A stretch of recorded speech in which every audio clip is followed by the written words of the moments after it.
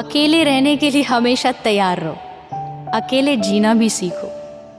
हर समय ज़रूरी नहीं कि आपको साथ देने के लिए एक रिश्ता ही चाहिए, एक दोस्त ही चाहिए। ज़माना ऐसा है, यहाँ कभी भी किसी भी मौके पर कोई भी रिश्ता धोखा दे सकता है।